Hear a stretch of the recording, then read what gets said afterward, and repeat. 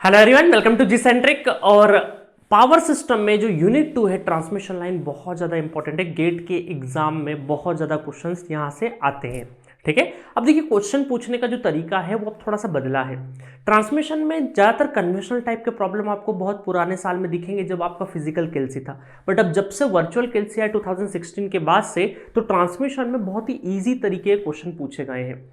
और आपको थोड़ा सा कॉन्सेप्ट अगर आपको पता है तो बहुत ही आसानी से आप वो क्वेश्चन कर ले जाएंगे। तो गेट एग्जामिनेशन में यहां से कोई भी टफ क्वेश्चन नहीं आएगा। जो भी आपको 15 साल 10 साल पहले का कोई क्वेश्चन मिले जो कि बहुत डेप्थ वाला या बहुत ही लेंदी क्वेश्चन हो, वो लेंदी क्वेश्चन अब नहीं पूछे जाएंगे, क्योंकि ट्रांसमिशन के जितने न्यूमेरिकल्स होते हैं उनमें ज़्यादातर कॉम्प्लेक्स कैलकुलेशन होती है, और कॉम्प्लेक्स कैलकुलेशन के लिए केलसी में आपका कॉम्प्लेक्स होना चाहिए, बट वर्चुअल केलसी में कॉम्प्लेक्स सॉल्व नहीं होता है। फिजिकल केलसी था तब तक सॉल्व होता था, इसीलिए 2016 से लगा के 20 तक के क्वेश्चन को ज़्यादा फोकस करिएगा आप ट्रांसमिशन में खासकर।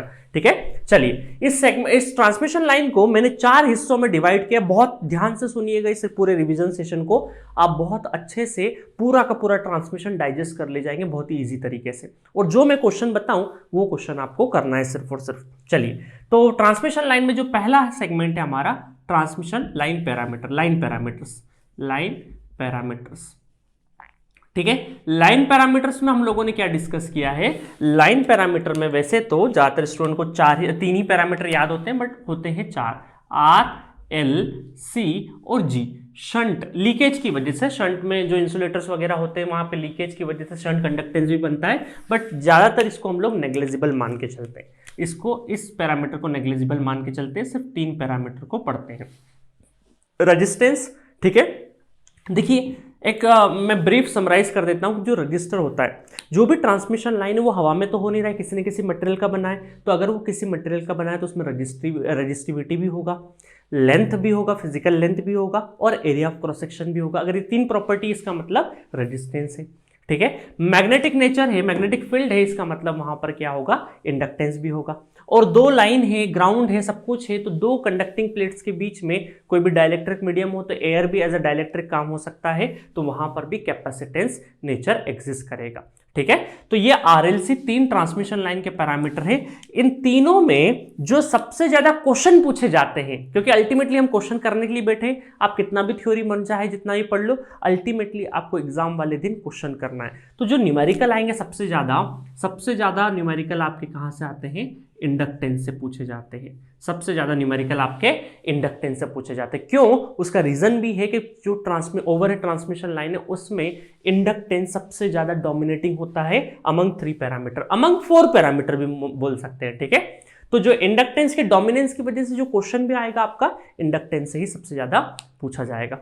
बहुत ही सिंपल तरीके से, क्योंकि बहुत सारे स्टूडेंट को ये जो पैरामीटर निकालते हैं ना इंडक्टेंस में, इतने सारे फॉर्मूले सर कैसे याद रखेंगे, सब कुछ अभी मैं शॉर्ट एंड सिंपल तरीके से आपको बताने वाला हूं। ठीक है, चलिए सेकंड जो है, सेकंड लाइन पैरामीटर, सेकंड है हमारा, यहां पे आ जाएगा परफॉर्मेंस ऑफ लाइन, परफॉर्मेंस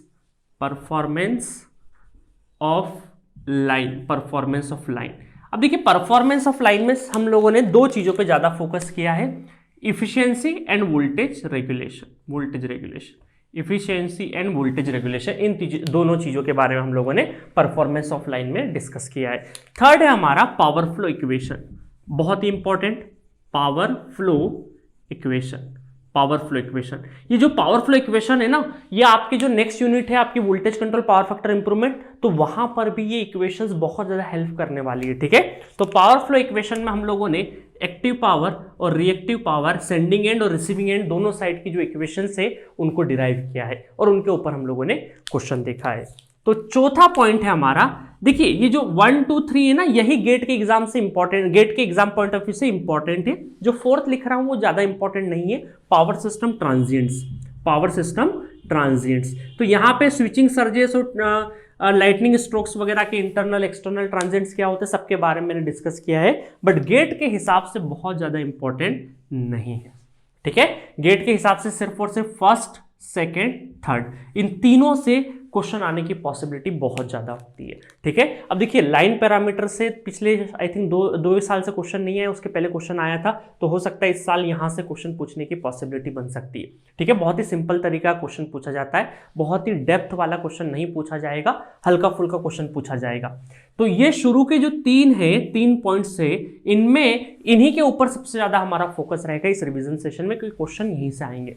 इस पूरे ट्रांसमिशन को मैंने 37 लेक्चर में कवर किया है, 37 लेक्चर में पूरा का पूरा मैंने कवर किया है। ठीक है, चलिए 1 बाय 1 स्टार्ट करते हैं। सबसे पहले लाइन पैरामीटर से ही स्टार्ट करते हैं। ठीक है, line parameter number 1, line parameter, line parameter से हम लोग स्टार्ट करने वाले हैं।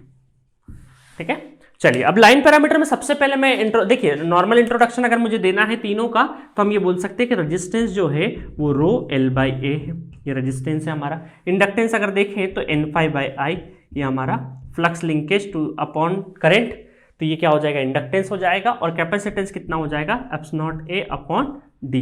डी क्या है हमारा, दो कंडक्टिंग प्लेट्स के बीच का डिस्टेंस, ए क्या है हमारा एरिया, और ये है क्या है, एप्सिलॉन परमिटिविटी है।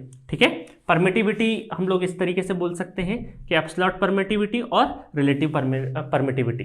ठीक है, तो परमेबिलिटी और परमिटिविटी अलग अलग है ना, तो यहाँ एप्सलॉट ये इसकी वैल्यू 8.854 इंटू 10⁻12 फैराड पर मीटर, ये सब आपको पता होती है। ठीक है, अब मैं 1 बाय 1 डिटेल में जाऊंगा कि रेजिस्टेंस में हम लोगों ने क्या डिस्कस किया है कि जो रेजिस्टेंस होता है ये डीसी रेजिस्टेंस होता है। ठीक है, रेजिस्टेंस कौन सा होता है, डीसी। अगर मुझे एसी के लिए निकालना हो, एसी रेजिस्टेंस निकालना है, तो ये क्या रहेगा, थोड़ा सा ज्यादा रहता है। 1.2 से लगा के 1.6 के बीच का कोई भी एक फैक्टर होता है, और उसके बाद आर डीसी का मल्टीप्लीकेशन होता है। ठीक है, तो आर एसी जो रेजिस्टेंस, सेम कंडक्टर अगर आपका डीसी पे, इस जो आप सपोज करिए पेन है, ये कंडक्टर है, अगर इसको मैं डीसी सप्लाई दूंगा तो अलग रेजिस्टेंस आएगा इसका, और अगर इस पे एसी सप्लाई दूंगा तो अलग रेजिस्टेंस आएगा। उसका रीजन क्या है कि जब भी हम लोग एसी इस कंडक्टर के ऊपर अप्लाई करेंगे तो इसमें स्किन इफेक्ट भी शो होगा। अब ये स्किन इफेक्ट क्या बला है, स्किन इफेक्ट क्या होता है आप शॉर्ट में समझ लीजिए, बाकी डिटेल वर्जन में मैंने बताया है। स्किन इफेक्ट, ठीक है, स्किन इफेक्ट कोई क्वेश्चन नहीं आता यहां से। Skin effect and proximity effect, and proxy, दो इफेक्ट हम लोग पढ़ते हैं, प्रॉक्सिमिटी इफेक्ट। स्किन इफेक्ट में, ठीक है, आपका जो इफेक्टिव एरिया है वो कम हो जाता है। इफेक्टिव, ये पूरा सॉलिड कंडक्टर है, सपोज करिए पूरा सॉलिड कंडक्टर है। इस सॉलिड कंडक्टर में आपका जो करंट है वो सेंट्रलाइज पोर्शन पे करंट फ्लो नहीं होता, बिकॉज वहां पे फ्लक्स डेंसिटी बहुत हेवी हो जाती है, तो सेंट्रलाइज पोर्शन पे करंट फ्लो नहीं करेगा, वो उसकी थिक बॉर्डर पे आई थिंक आपको अगर दिख रहा हो तो थिक बॉर्डर पे ही ऐसे फ्लो करता रहेगा। तो इसका मतलब क्या है कि सॉलिड कंडक्टर होने के बावजूद वो पूरा एरिया यूज नहीं हो रहा है करंट पास होने के लिए, सिर्फ और सिर्फ इतना एरिया हो रहा है। इसका मतलब इफेक्टिव एरिया जो है, इफेक्टिव एरिया कम हो रहा है। और एरिया अगर कम है, इफेक्टिव एरिया, तो देखिए एरिया से रेजिस्टेंस क्या है, इनवर्सली प्रोपोर्शनल, मतलब कि कहीं ना कहीं अगर इफेक्टिव एरिया कम है तो रेजिस्टेंस आपका बढ़ जाएगा। इसीलिए ये फैक्टर कहां से आता है, हमारे स्किन इफेक्ट वगैरह से आता है। सेम प्रॉक्सिमिटी इफेक्ट क्या है, स्किन इफेक्ट हमारे सिर्फ एक ही कंडक्टर की वजह सेल्फ है, और प्रॉक्सिमिटी इफेक्ट किसी अदर कंडक्टर का भी इफेक्ट की वजह से जो होगा वो प्रॉक्सिमिटी इफेक्ट होगा। बस इतना सा चीज आपको ध्यान में रखना है। और रेजिस्टेंस से एक और चीज याद रखने वाली चीज है जो जिससे क्वेश्चंस आ जाते हैं कि अगर दो टेम्परेचर है, कि मान लीजिए T1 टेम्परेचर हमारा 10 सेंटीग्रेड है और T2 टेम्परेचर हमारा 100 सेंटीग्रेड है, तो बताइए T1 टेम्परेचर पे मान लीजिए रेजिस्टेंस R1 दे रखा है, आपको कुछ ना कुछ इंफॉर्मेशन गिवन है, ठीक है, और 10 सेंटीग्रेड पे ये रेजिस्टेंस है, तो 100 सेंटीग्रेड पे कितना रेजिस्टेंस होगा, इस तरीके से क्वेश्चन पूछा गया है। नेटवर्क थ्योरी वगैरह में पूछते हैं इस तरह के क्वेश्चन। तो यहां से आपको क्या करना है, R2 इक्वल टू R1, ठीक है, 1 प्लस अल्फा डेल्टी। डेल्टी क्या है आपका टेम्परेचर, इसका टेम्परेचर डिफरेंस, मतलब कि 100 माइनस 10 90, और अल्फा क्या है हमारा एक्सपांशन कोफिशिएंट, ये क्या है इसकी वैल्यू गिवन होगी। ठीक है, पॉजिटिव टेम्परेचर है इस वजह से, क्योंकि देखिए जो रेजिस्टेंस होता है पॉजिटिव टेम्परेचर कोफिशिएंट होता है, इसका मतलब है कि टेम्परेचर बढ़ रहा है तो आपका रेजिस्टेंस भी क्या होगा, इंक्रीज करेगा, that is positive temperature coefficient. और उल्टा इसका नेगेटिव टेम्परेचर कोफिशिएंट, जो कि सेमीकंडक्टर मटेरियल्स होते हैं सारे के सारे। ठीक है, तो ये फॉर्मूला भी आपको ध्यान में रखना है। इस वाले फॉर्मूले से भी नेटवर्क में आई थिंक 2019 या 18 में क्वेश्चन आया हुआ है नेटवर्क में। वो देखिए प्रीवियस ईयर की जब बुकलेट उठाओगे तो बहुत सारे इंस्टीट्यूट इस क्वेश्चन को नेटवर्क में भी डाल देते, कुछ पावर सिस्टम में भी डाल देते। तो यहाँ पे हम लोग रेजिस्टेंस के बारे में पढ़ रहे थे तो सारी चीजें मैंने कवर अप कर दी है। अब बारी आती है जहां से सबसे ज्यादा क्वेश्चन पूछते हैं इंडक्टेंस की, कि इंडक्टेंस कैसे कैलकुलेट होता है, इंडक्टेंस कैसे कैलकुलेट होता है, उसकी बारी आती है। अब जैसे इसके लिए मैं एक पूरा ये सब में रफ कर देता हूं, एक चार्ट बना देता हूं, उस चार्ट को आप याद रख लीजिए तो पूरे इंडक्टेंस का प्रॉब्लम आपका सॉल्व हो जाएगा। तो जल्दी से मैं ये रफ कर देता हूं और वो चार्ट बना देता हूं। तो चलिए गाइस इंडक्टेंस के बारे में देखते हैं। मैं सोच रहा था कि पूरा ड्रॉ करके बताऊंगा, बट मैंने इसका फोटो खींच के आपकी स्क्रीन पर लगा दिया है, ठीक है। तो यहां पर आपको पूरा चार्ट नजर आ रहा होगा, ये इंडक्टेंस है। इंडक्टेंस हम लोगों ने सबसे पहले इंटरनल और एक्सटर्नल, अब देखिए चार्ट उसी को समझ में आएगा जिसने प्रॉपर इसका क्लास अटेंड किया होगा, तभी आपको समझ में आएगा। मैं ये नहीं बोल सकता कि इसमें रिवीजन सेशन में आपने सिर्फ एक फॉर्मूला रट लिया और क्वेश्चन कर ले जाओगे, नहीं। ये जो चार्ट आपको स्क्रीन पर नजर आ रहा है ये तभी आपको समझ में आएगा जब इसका आपने क्लास अटेंड किया होगा, ठीक है। तो इंडक्टेंस एक्सटर्नल इंटरनल दो तरीके से हम लोग निकालते हैं, किसी एक सिंगल कंडक्टर का इंटरनल और एक्सटर्नल दोनों। तो इंटरनल लिखा है psi equal to mu I upon 8 pi. अब बहुत सारे बोलेंगे सर ये साई क्या है, ठीक है, ये फ्लक्स लिंकेज है। तो इंडक्टेंस अभी लिखा था मैंने N phi divided by I, तो psi equal to N phi ही है, ठीक है। तो साई डिवाइडेड बाय करंट कर देंगे तो म्यू डिवाइडेड बाय 8 पाई, ये क्या हो जाएगा इंटरनल। एक्सटर्नल निकालना है तो psi external equal to mu I upon 2 pi, limit R से लगाकर इनफाइनाइट, इनफाइनाइट या फिर कोई एक पर्टिकुलर पॉइंट भी हो सकता है, dx divided by x, x वो लेंथ है कंडक्टर से लगा के उस पॉइंट तक, ठीक है। इन दोनों का जो टोटल करेंगे तो क्या आ जाएगा mu I upon 2 pi 1/4 plus R से लगा के इनफाइनाइट dx बाय x, तो ये हो जाएगा टोटल इंडक्टेंस। तो अभी हम लोगों ने सिंपली इस चार्ट में क्या देखा है कि किसी एक कंडक्टर का इंटरनल और एक्सटर्नल, क्योंकि एक्सटर्नल भी मैग्नेटिक फील्ड होती है, ठीक है, तो उन दोनों की वजह से internal external inductance find out किया किसी एक कंडक्टर का और उसका टोटल कर दिया। आई बात समझ में। अब आगे देखते हैं, इसमें भी दो अलग अलग सेगमेंट होते हैं, सिंगल फेज और 3 फेज। सिंगल फेज में हम लोग सिर्फ और सिर्फ एक पर कंडक्टर का अगर निकालेंगे 2 × 10⁻⁷ bracket mu R divided by 4, mu R है ना relative permeability, plus ln d by R. d क्या है आपका, d जो है आपका डिस्टेंस है d, और r क्या है आपका रेडियस है, ठीक है। और ये एक कंडक्टर की बारी है। अगर मुझे लूप का निकालना है, लूप का तो मुझे क्या करना पड़ेगा, 2 से मल्टीप्लाई करना पड़ेगा, क्योंकि एक सर्क्यूट या लूप का पूछे तो। 3 फेज में दो कैटेगरी होती है, सिमेट्रिक स्पेसिंग और अनसिमेट्रिक स्पेसिंग। मतलब 3 कंडक्टर देखिए इस तरीके से है, आप समझिए, मैं कोशिश कर सकता हूं समझाने की। 3 कंडक्टर इस तरीके से रखे हुए हैं, ठीक है, और इनका जो स्पेसिंग है वो या तो आपका बराबर हो सकता है, इनके बीच का जो स्पेसिंग है या तो वो बराबर हो सकता है और बराबर नहीं हो सकता। तो अगर ये स्पेसिंग डी इस तरीके से, तो ये क्या आपका सिमेट्रिक स्पेसिंग है, ठीक है। और अगर बराबर नहीं है तो क्या हो जाएगा, अनसिमेट्रिक स्पेसिंग हो जाएगा। तो सिमेट्रिक स्पेसिंग में आपको कौन सा फॉर्मूला याद रखना है, 2 × 10⁻⁷ ln d by R dash. ये जो आर डैश है ना, आर डैश ये क्या आपकी इफेक्टिव रेडियस है, आर डैश क्या है इफेक्टिव रेडियस 0.7788 आर। आई बात समझ में। और सिमिलरली अगर d1 d2 d3 अलग अलग डिस्टेंस है तो आपका फॉर्मूला उस तरीके से बन जाएगा। अच्छा, आप सिंगल फेज में ध्यान से देखिए नीचे की साइड में, अगर हम लोग ऊपर वाले जो LA और L लूप लगा हुआ है उसमें अगर स्किन इफेक्ट कंसिडर करेंगे तो 2 × 10⁻⁷ ln d by R dash formula बन जाएगा। इतना समझ में आया, ठीक है। अब कॉन्फ़िगरेशन, 3 फेज के अलग अलग कॉन्फ़िगरेशन होते हैं, single circuit line, 3 phase double circuit line, 3 phase bundle conductor, तो उनके भी अलग अलग फॉर्मूले लिखे हुए हैं। तो सिंगल सर्क्यूट तो सेम है, सिमेट्रिक असिमेट्रिक, क्योंकि सिंगल सर्क्यूट 3 कंडक्टर का बना होता है। अब डबल सर्क्यूट में 6 कंडक्टर होते हैं, तो उसको कैसे करना है, डबल सर्क्यूट का एक क्वेश्चन जरूर देख लीजिएगा तो आपको समझ में आ जाएगा कैसे करना है। मैं आपको बता दूंगा कौन सा क्वेश्चन करना है, ठीक है। और 3 फेज विद बंडल कंडक्टर अगर देखना है तो बंडल कंडक्टर का भी ds निकालने का तरीका आप देख लीजिएगा। इसमें सारे के सारे, ये शीट बहुत अच्छे से नोट डाउन कर लीजिएगा, इसमें सारे फॉर्मूले कवर है। और इसके साथ साथ में अगर आपको क्वेश्चन करना है तो क्वेश्चन जो मेरे पास अवेलेबल है वो लेक्चर नंबर 27, देखिए आपको क्वेश्चन कौन सा करना है, लेक्चर नंबर 27, लेक्चर नंबर 28, ठीक है। आई थिंक 27 से ही ये सारे 27 से ही क्वेश्चन है। अब देखिए 27 में जाइएगा, कुछ अच्छे क्वेश्चन कर लीजिएगा इसमें। क्वेश्चन नंबर 18 से लगा के 19, 20, 21, 22, 23, 24 तक तो शायद 24 वाला लेक्चर नंबर 28 में भी आ सकता है। तो 27, 28 वाले लेक्चर में आप जाइएगा तो 18 से लगा के 24। अब मैंने इतने सारे क्वेश्चन क्यों बोला है? इसलिए बोला है कि बहुत छोटे छोटे क्वेश्चंस भी होंगे, क्योंकि हर एक केस डिस्कस किया। जितने भी इस चार्ट के अंदर, जो चार्ट अभी मैंने बताया था, उस चार्ट में जितने भी केसेस है उन सभी केसेस पे क्वेश्चंस मैंने डिस्कस किए 18 से लगा के 24 के अंदर।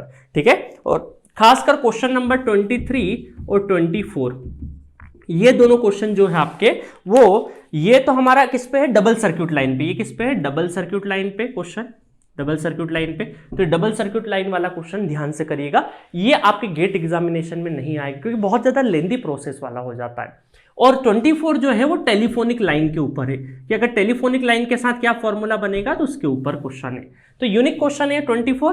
23 आपके गेट में आने के चांसेस कम है। जो आपने चार्ट देखा ना, उसमें सिमेट्रिक असिमेट्रिक जो है 3 फेज में, वहां से क्वेश्चन आने के चांसेस है और सिंगल फेज वाले फॉर्मूले से चांसेस है। कॉन्फ़िगरेशन बेस्ड आज तक बंडल कंडक्टर का ऐसा कोई क्वेश्चन आपको गेट में देखने को नहीं मिला है, बट कभी भी आ सकता है। सिंपल है बंडल कंडक्टर। डबल सर्क्यूट का क्वेश्चन चांसेस कम है क्योंकि उसका जो सॉल्यूशन है बहुत बड़ा हो जाता है, तो इस वजह से डबल सर्क्यूट लाइन का क्वेश्चन का उम्मीद कम है। बाकी आप बंडल से भी एक्सपेक्ट कर सकते हैं, सिमेट्रिक असिमेट्रिक से तो क्वेश्चन आएगा ही आएगा। अच्छा, कई बार क्वेश्चन में आपसे पूछा गया है 19 में ही कि बताइए रिएक्टेंस निकालना है, तो रिएक्टेंस कैसे होता है? Omega L. ओमेगा कितना होता है? 2πfl। तो आपने अगर इंडक्टेंस फाइंड कर लिया, 2πf का मल्टीप्लाई कर दीजिए तो रिएक्टेंस निकल जाएगा। ठीक है, और इंडक्टेंस का जितना भी यूनिट होगा वो हेनरी पर मीटर या फिर मिली हेनरी पर किलोमीटर, इस तरीके से यूनिट्स रहती है। 1 किलोमीटर लेंथ का काफी रोल रहेगा। तो आपको देखना है क्वेश्चन में कि किस यूनिट में आपसे पूछा गया है। आई बात समझ में? तो ये जो क्वेश्चंस कर लेंगे तो आपको सारा का सारा पिक्चर क्लियर हो जाएगा कि इंडक्टेंस कैसे फाइंड आउट करना है। इंडक्टेंस को लाइटली मत लीजिएगा, इस साल क्वेश्चंस आने की पॉसिबिलिटी लग रही है। अब होगा नहीं होगा अलग बात है, बट एक एक्सपेक्टेशन हम लोग ले सकते हैं। चलिए अब कैपेसिटेंस की तरफ बढ़ते हैं।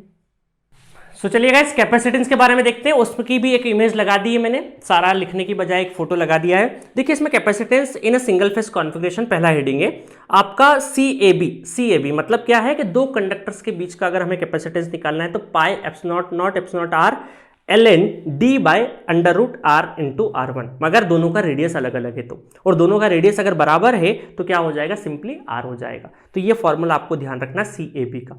अगर आपको किसी एक कंडक्टर से न्यूट्रल तक का अगर आपको निकालना है तो वो फॉर्मूले भी आपके लिखे हैं, 2πε0 ln d/r1। किसी भी दोनों कंडक्टर्स का है, अपनी अपनी रेडियस रहेगी। ठीक है, तो फेराड पर मीटर में आएगा।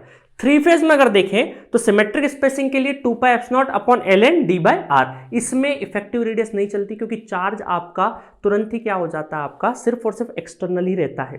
ठीक है, तो इसमें डायरेक्टली आपको r' इफेक्टिव नहीं, इसमें फिजिकल रेडियस ही लेना है आपको, इस चीज का ध्यान रखना। और अनसिमेट्रिकल स्पेसिंग में अगेन मैंने फॉर्मूला नीचे लिख दिया है। फिर थर्ड नंबर आप जाओगे तो डबल सर्क्यूट लाइन आपको दिख रहा होगा, डबल सर्क्यूट लाइन का फॉर्मूला एज इट इज दे दिया है। डबल सर्क्यूट सेम है, DM जो है वो एज इट इज जैसा हम लोग इंडक्टेंस में निकालते हैं वैसे ही है, बट आप गेट एग्जामिनेशन से डबल सर्क्यूट का एक्सपेक्ट नहीं कर सकते क्योंकि लेंदी वाला कैलकुलेशन होता है थोड़ा। और बंडल कंडक्टर का अगेन DM/DS वैसे ही है, बस वहां पे DS निकालते टाइम पे फिजिकल रेडियस लीजिए, इफेक्टिव रेडियस नहीं लेना है आपको। तो इस तरीके से आपके कैपेसिटेंस के भी सारे फॉर्मूले कवर अप हो जाते हैं। आपको क्वेश्चन कौन सा करना है? लेक्चर नंबर 30 में जाइएगा और क्वेश्चन नंबर 26 और क्वेश्चन नंबर 27, 2 क्वेश्चन आपको कैपेसिटेंस में कर लेना है, इससे ज्यादा की आपको जरूरत नहीं है। तो मेरे ख्याल से फॉर्मूले आपको पता होना चाहिए। अच्छा, इसमें सिर्फ फॉर्मूले पता होने से कुछ भी नहीं होगा। आपने जब तक उनके डेरिवेशन की समझ नहीं की है और वहाँ का कम से कम एक क्वेश्चन नहीं किया है तो आपको समझ में आने वाला नहीं है। तो मेरी ये रिक्वेस्ट है, जो पेड यूजर होंगे उनको तो सब पता होगा, ये चार्ट वगैरह सिर्फ सिंपली देखना है और ये जो क्वेश्चन मैंने बताया वो करना है। आप सिर्फ और सिर्फ जो ऑलरेडी पेड यूजर है, जिनने एक बार पढ़ लिया है, वो सिर्फ और सिर्फ क्वेश्चन कर लीजिएगा जो मैंने बताया, बाकी आपको कुछ भी याद रखने की जरूरत नहीं पड़ेगी। जो लोग नहीं है वो एक चीज का ध्यान रखिएगा कि इंडक्टेंस में सबसे ज्यादा यूज होने वाला जो फॉर्मूला है 2 × 10⁻⁷ ln d/r'। ठीक है, r' इफेक्टिव रेडियस। तो ये वाला फॉर्मूला आपको ध्यान में रखना है क्योंकि इससे सिंगल फेज के लिए खासकर, ठीक है, सिंगल फेज के लिए। अब सिंगल फेज में यही फॉर्मूला लगता है। अगर मैं 3 फेज की बात करूं तो सिमेट्रिक स्पेसिंग में भी तो यही फॉर्मूला लगता है आपका। सिमेट्रिक स्पेसिंग में भी तो क्या है, यही फॉर्मूला लगता है। हाँ, अनसिमेट्रिकल में क्या हो जाएगा कि यहाँ जो d है, यहाँ पे d1 d2 d3 cubic root हो जाएगा, बस इतना ही अंतर आएगा। तो आप सिमेट्रिक स्पेसिंग और अनसिमेट्रिक स्पेसिंग, आपको दो फॉर्मूला ध्यान रखिए। और सिंगल फेज में तो यही फॉर्मूला, सिंगल फेज और 3 फेज सिमेट्रिक का जो फॉर्मूला है वो same as it is formula है। बाकी डबल सर्किट पे क्वेश्चन देखने को नहीं मिला है, बंडल पे भी आज तक देखने को नहीं मिला है। तो जिन लोगों ने पढ़ा नहीं है, जो लोग पढ़े हैं उन वो तो सब एक बार देख के जरूर जाइएगा। जो लोग नहीं है, जो कोरोना सब्सक्रिप्शन 1999 वगैरह से जो मंथली पैकेज लिए हुए हैं, उनको अगर टाइम नहीं है इतना, तो आप सिंपली ये दो फॉर्मूले आप देख के चले जाइए। समझ में आया? कैपेसिटेंस से क्वेश्चन आने के चांसेस कम है। जब भी पैरामीटर से क्वेश्चन पूछे गए हैं तो इंडक्टेंस से ही पूछे गए, बट आप कैपेसिटेंस भी प्लीज करके चले जाइएगा। ये दो क्वेश्चन कर लेना। और कैपेसिटेंस का फॉर्मूला आसान है। कैपेसिटेंस में ज्यादातर फॉर्मूला यही वाला चलता है, ln d/r। सिमेट्रिक इसमें भी क्या है, 3 फेज में सिमेट्रिक स्पेसिंग और अनसिमेट्रिक स्पेसिंग से ही आना है। तो सिर्फ और सिर्फ सिमेट्रिक स्पेसिंग में d रहेगा।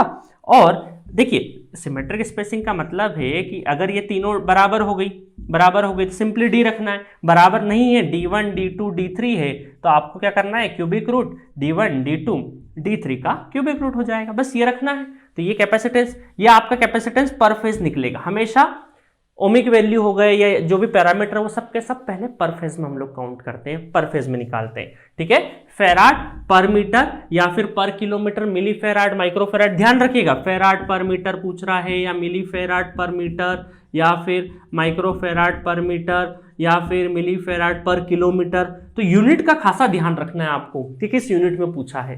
बस इतनी चीजें याद रखनी है। अच्छा, कैपेसिटेंस अगर निकाल लिया है तो हो सकता है आपसे चार्जिंग करंट भी पूछ ले। चार्जिंग करंट कितना होता है, वोल्टेज पर phase voltage divided by XC हो जाएगा। XC कितना होता है, 1/ωc, तो ये हो जाएगा V फेज ωc। तो ये है आपका चार्जिंग करंट का फॉर्मूला। तो कई बार आपसे चार्जिंग करंट भी पूछा जाता है।